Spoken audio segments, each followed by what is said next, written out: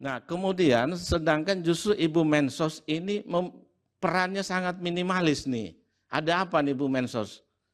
Empat Menteri Kabinet Presiden Joko Widodo memenuhi panggilan Mahkamah Konstitusi untuk memberikan keterangan dalam sidang sengketa pemilu pada Jumat 5 April 2024. Pada kesempatan itu, Hakim MK Daniel Yusmik mempertanyakan peran Menteri Sosial Tri Risma hari ini dalam penyaluran bantuan sosial. Sebab Mensos Risma disebut jarang tampil ketika bantuan sosial itu disalurkan kepada masyarakat. Hakim Mahkamah Konstitusi Daniel Yusmik mempertanyakan peran Menteri Sosial Tri Risma hari ini dalam penyaluran bansos. Sebab Risma disebut jarang tampil ketika bantuan sosial itu disalurkan kepada masyarakat. Dalam sidang sengketa Pilpres pada Jumat 5 April 2024, Hakim Daniel mempertanyakan peran Mensos Risma yang dinilai sangat minimalis.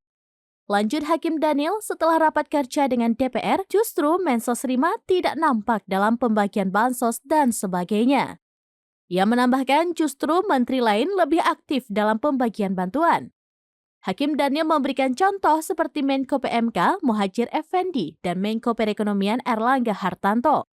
Mengutip Tribunnews.com, 4 Menteri Kabinet Presiden Joko Widodo memenuhi panggilan Mahkamah Konstitusi untuk memberikan keterangan dalam sidang perselisihan hasil pemilihan umum pada Jumat 5 April 2024.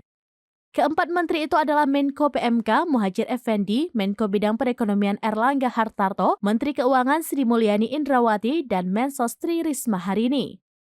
Diketahui keempat menteri Jokowi hadir bersama sejumlah jajaran pejabat eselon 1. Nah, kemudian sedangkan justru Ibu Mensos ini perannya sangat minimalis nih. Ada apa nih Bu Mensos? Apakah setelah rapat kerja dengan DPR itu kemudian membuat Ibu jadi tidak nampak dalam pembagian bansos dan sebagainya? Demikian informasi terkini Syedara Lun, saksikan terus beragam informasi lainnya. Coba like dan share seluruh akun serambinews.com.